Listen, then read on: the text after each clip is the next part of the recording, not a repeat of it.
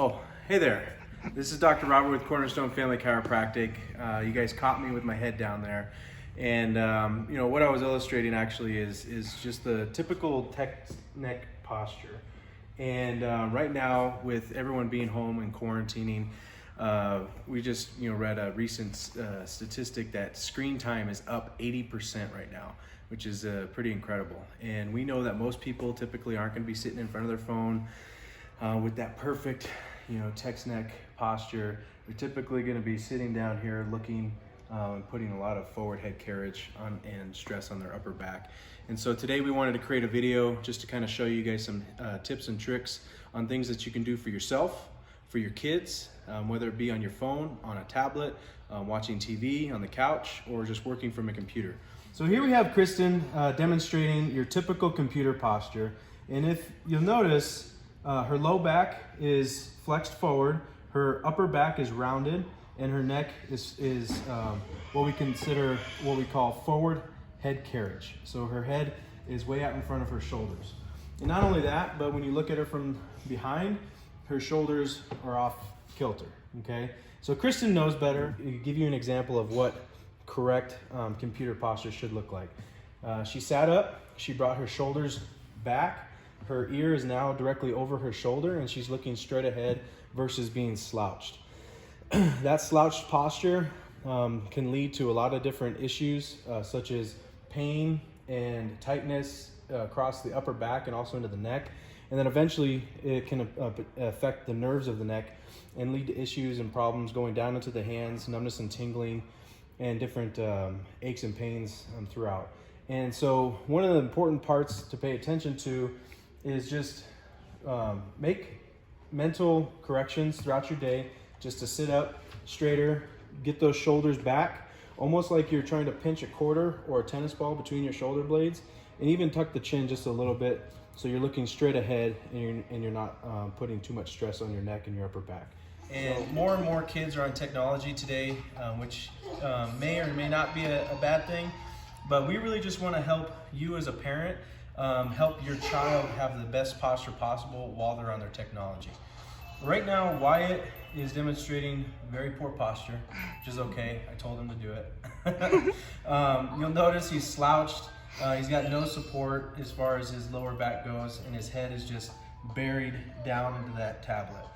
And so what we're gonna do is we're gonna show you some tips and tricks on how to just correct this and some habits that you can instill for your kids so that way they can maintain good posture and develop good spinal structure. Whether it be homework, whether it be games, whether it be educational videos, whether it be movies, whatever it is that might have your child's attention, we really want to try to help them have the best posture that they possibly can, okay? So what we do for our kids is we just tell them, hey, if you can, go ahead and lay on your belly and watch that, because what that's gonna do is a couple of things. It's gonna force Wyatt to have his head up versus his head flexed, okay? It's gonna allow his mid-thoracic to be somewhat arched and his lumbar spine to be in that lordotic or lumbar curve that we typically have. Looking at him from the side, you notice his head is has more of a lordotic curve or a backwards curve to it right now versus having him with his head down like this. So bringing that tech up higher is much better posture for when they're out and about in the community and just being able to be on their tablet without sacrificing poor posture. We see this a lot, and we see a lot of folks coming in with complaints of upper back and neck pain. And they always ask us, well, why is this happening? And then when we get down to the root of their stress, they find that they're making 50 to 100 calls a day in this specific posture. And if you notice with Andrea, her head is tilted far to the right, her shoulders up, she's got an uneven hunch in her upper back. And it might seem like a simple thing, right?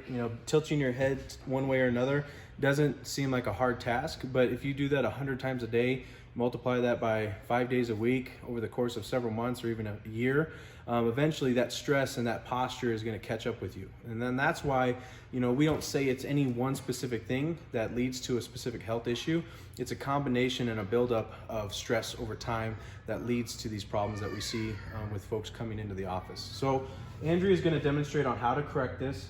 She's going to straighten up, so you can see that roundness in her upper back is already so much better. Her shoulders are level, her neck is straight up, and she's holding the phone to her ear. If you have a headset, that is more recommended than being able to talk just on the phone, especially if your job requires you to be on the phone a lot. And then that's how you can correct the physical repetitive stress aspect of being on the phone or even computer. And now we have to go deal with the emotional stress part of having our kids fighting in the back. All right, so we've talked about poor computer posture. We've talked about poor text neck posture with adults and kids.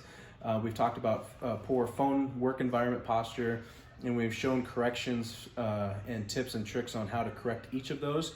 And now I just want to kind of talk to you about the importance of why. When we were demonstrating with Andrea on the computer phone, we talked about repetitive stress. Repetitive stress is a real thing. We have people coming in here all the time saying, I wasn't doing anything. All I was doing was bending over, picking up a pencil, and now all of a sudden I have this sharp pain, stabbing, can't move, debilitating type of pain.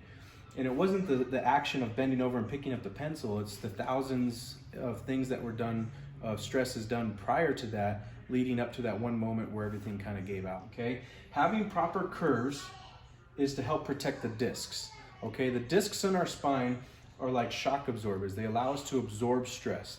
But more importantly, the disc acts like a spacer between the bones so the nerve can exit and function freely, okay?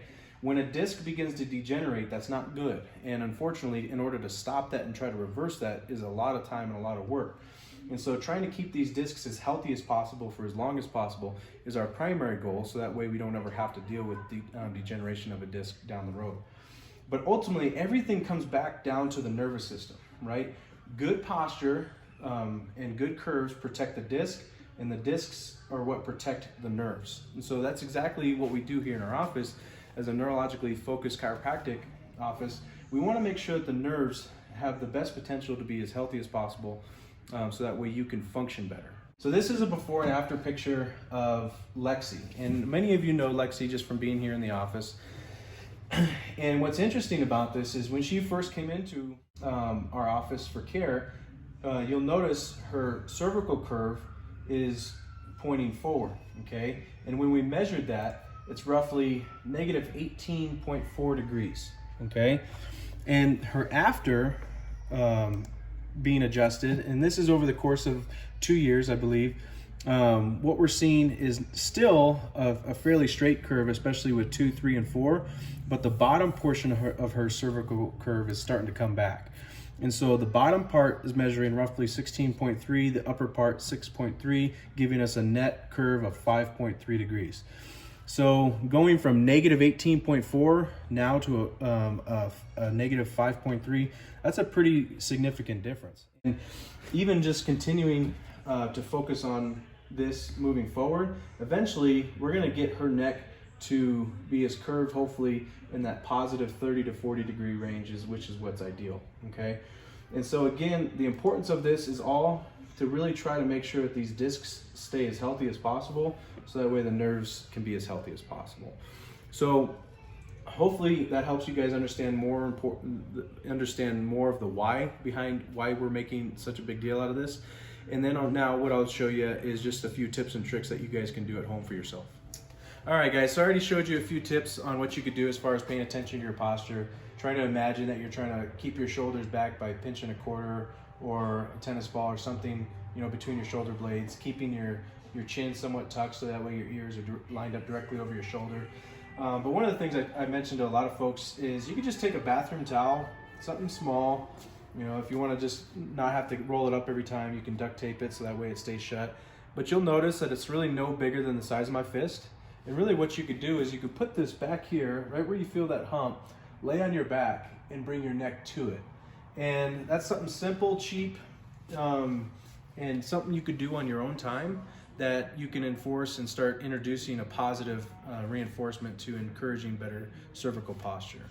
And so I recommend maybe doing that 5, 10, 15 minutes a day, maybe right before you go to bed. So that way you're already laying down, you're just trying to help improve that cervical curvature on your own. And that's just something quick and easy you can do. All right, so guys, thank you so much for watching the video. Hopefully you got a little bit out of this. If you have any questions, feel free to reach out to us, and we'll look forward to producing more information for you guys.